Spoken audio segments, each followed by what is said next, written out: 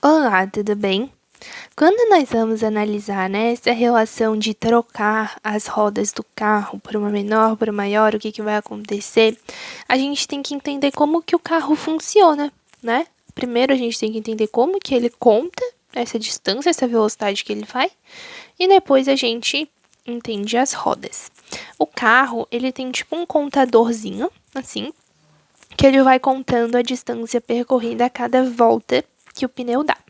Então, assim, ele é programado, né, para uma medida de pneu. Todo carro vem programado para uma medida de pneu que deve ser teoricamente mantida ao longo de toda a vida dele. Então, nessa medida de pneu é o pneu ideal, ele vai ter uma circunferência igual a 2 vezes π vezes r, então vai ter o raio aí do pneu. Ele sabe que uma volta é igual a um comprimento de onda. Então, a cada volta que esse carro conta, então se o pneu foi lá e deu uma volta, ele contou uma distância igual ao comprimento de circunferência. Aí o pneu deu mais uma volta, ele contou mais uma circunferência. Deu mais uma volta, contou mais uma circunferência. Isso tudo aconteceu em 1 segundo. Então, a velocidade vai ser a distância total, que foi 3 vezes a circunferência, dividido para 1 segundo, que é igual a 3c metros por segundo, tá? Então, essa daí seria a contabilização, né, normal da velocidade. É assim que o carro define a velocidade, pelo número de voltas que ele dá a cada segundo, ou seja, pela frequência, tá? Então, se essa frequência aí é constante, né? Para todas elas, a gente vai analisar em função disso.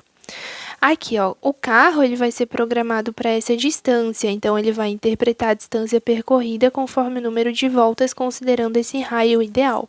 Se o raio do pneu for menor do que o raio ideal, então o comprimento de circunferência vai ser menor, né?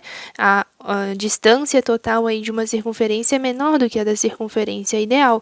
Então, quando a gente dá uma volta completa, né, com esse pneu menor, a gente percorre uma distância menor do que o do pneu ideal. Se eu estou percorrendo uma distância menor, mas o meu carro ele vai interpretar pelo número de voltas, o meu carro ele vai entender que eu percorri c metros aqui do ideal, né? Por exemplo, vamos botar um valor aí, como se tivesse 20 metros cada circunferência e essa daqui tem 10 metros, tá? Só para ficar melhor da gente entender. Então, com uma volta, o meu carro vai entender que eu andei 20 metros. Mas, na verdade, com o meu pneu pequenininho, uma volta dele deu apenas 10 metros. O meu carro, lá no velocímetro, ele vai estar marcando 20 metros, né? Dependendo do número de voltas. Se for uma volta por segundo, ele vai estar marcando 20 metros por segundo. Enquanto que, na verdade, eu percorri apenas 10 metros. Então, o carro vai entender uma velocidade maior do que a real. Eu vou andar numa velocidade menor do que vai estar sendo mostrada lá no velocímetro, tá? E aqui, com a distância maior, vamos considerar aí 30 metros essa circunferência, tá? Então, o meu carro, com uma volta, ele vai entender que eu andei 20 metros, quando, na verdade, com uma volta desse pneu grandão, eu vou ter andado nada menos que 30 metros, né? Então, eu vou percorrer uma distância maior do que vai estar sendo mostrada.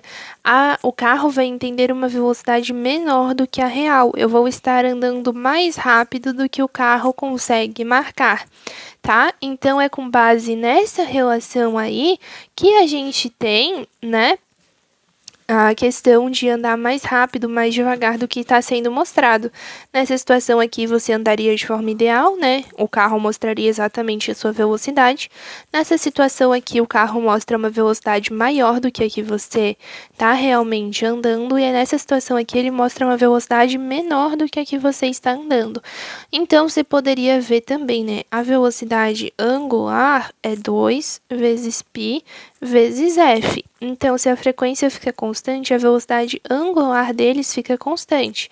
Mas como a velocidade linear, que é o que determina realmente a velocidade, né, desse carro, desse pneu, é 2πrf, se a frequência é constante, então quanto menor o raio, menor a velocidade. Ou seja, se eu diminuo o raio, eu diminuo a velocidade que eu estou realmente andando. Enquanto que o carro, como ele depende apenas da frequência, né, ele vai continuar contabilizando a mesma velocidade, que é exatamente a mesma conclusão que a gente teve aqui, tá?